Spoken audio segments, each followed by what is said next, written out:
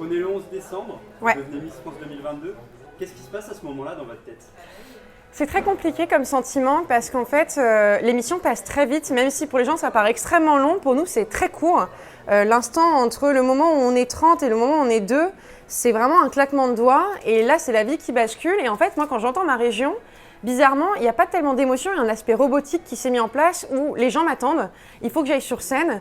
Ce qui m'a fait réaliser que c'était moi Miss France, ça a été de regarder ma meilleure amie d'aventure, Midi-Pyrénées, et je la vois pleurer et là je comprends que c'est moi. Mais l'émotion, je l'ai eu qu'après en revenant à l'hôtel et en prenant mon téléphone et en voyant les réactions de mes proches. Mais sur la scène même, je n'ai pas vraiment réalisé ce qui est en train de se passer. Vous êtes une Miss, alors c'est difficile de parler d'âge avec les femmes, mais vous êtes la Miss la plus âgée, C'est vrai. 24 ans. C'est ce qu'on peut peut-être appeler l'âge de la maturité. C'est important pour une Miss justement parce que l'éloquence, on le voit aujourd'hui, ça a une très grande importance d'être à l'aise oralement, forcément d'avoir de la confiance, de dégager quelque chose.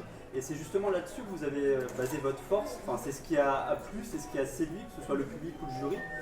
Vous étiez très à l'aise. Et cet âge-là, je trouve que ça aide parce que derrière, il y a forcément un petit peu plus de vécu qu'une jeune fille qui viendrait, qui aurait 18 ans. Après, chacun sa maturité, elle vient avec le temps. Il y en a qui sont extrêmement matures à 18, d'autres à 24 et d'autres à 30. Je ne saurais pas dire, mais c'est vrai que moi, me présenter à 24 ans, c'est parce que c'est à cet âge-là uniquement que je me sentais avoir les épaules. Je ne suis pas sûre qu'à 18 ans, j'aurais été capable de faire tout ça et je suis extrêmement admirative de celles qui l'ont fait dans ma promotion. Je pense à Nouvelle-Calédonie qui venait d'avoir 18 ans. Je trouve ça assez impressionnant d'oser s'assumer comme ça sur scène. Maintenant, c'est vrai, je pense qu'aujourd'hui, l'éloquence a un rôle majeur dans Miss France. On sait que les votes commencent au moment du micro et forcément, c'est ça qui peut jouer dans la balance parce qu'à un moment où on est sur scène, les 30 candidates sont toutes très belles. Donc je pense que ça ne joue pas au physique, effectivement, parce qu'elles sont toutes belles et que la beauté est propre à chacun. Je pense qu'effectivement, ça joue au discours et à ce qu'on a envie de dégager à ce moment-là. Qu'est-ce que ça a changé pour vous, cette élection? Ça a changé ma vie. Mon métier quand même s'est arrêté. Je me suis retrouvée du jour au lendemain dans la lumière. Aujourd'hui, le prénom Diane Lair ne résonnera plus jamais de la même manière. Maintenant, c'est énormément de bonheur, c'est une rencontre avec les Français, c'est beaucoup d'amour, c'est effectivement beaucoup d'influence aussi, parce que je pense que Miss France, c'est peut-être le seul prime time où du jour en 3 heures uniquement, on atteint plus d'un demi-million d'abonnés sur Instagram. C'est énorme et c'est un impact énorme sur nos jeunes. Donc c'est aussi beaucoup de responsabilités. Et justement, donc, par rapport aux jeunes, qu'est-ce que vous auriez comme conseil à leur donner? Pour se présenter à Miss France? Oui. Pour se présenter à Miss France, je leur dirais simplement de croire en elles.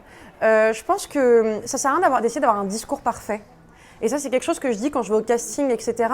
Je pense que la Miss parfaite n'existe pas et chercher à l'être, ça serait dommage.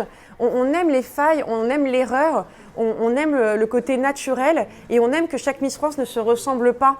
Donc venez avec votre personnalité, ne cherchez pas. Il n'y a pas de critères finalement exacts.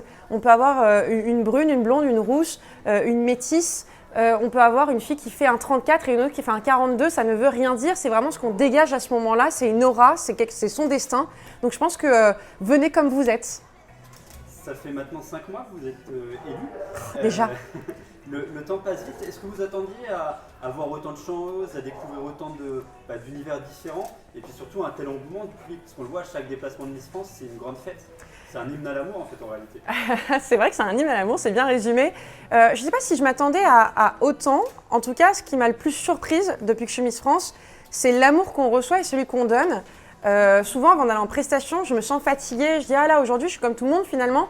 Aujourd'hui, je serais bien restée chez moi. Tiens, aujourd'hui, ça fait une semaine que je ne me suis pas posée. J'aurais bien voulu. Et en fait, au moment où je vois les gens, il y a une énergie qui s'émane, qui ne s'explique pas, une adrénaline, où tout l'amour qu'ils me donnent, je suis plus capable de faire des heures supplémentaires parce que c'est vraiment un moment qui est très fort, un moment de partage qui ne s'explique pas. Et je pense qu'il n'y a que les Miss France qui peuvent le comprendre, où en fait, les gens nous portent. Et j'aurais jamais cru un jour que mon cœur serait capable d'accueillir autant d'amour et aussi en donner autant.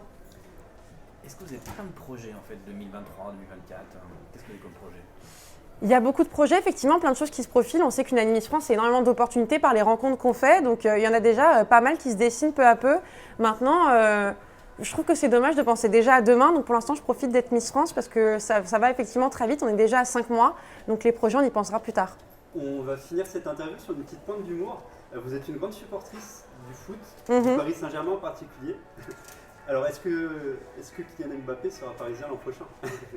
Ah, je ne sais pas, mais en tout cas, ce qui est sûr, c'est qu'on a la chance d'avoir une très belle équipe avec un beau trio gagnant. Maintenant, on souhaite qu'il reste, mais si son chemin se fait ailleurs, on supportera toujours notre joueur. Merci à vous pour cette interview. Merci beaucoup.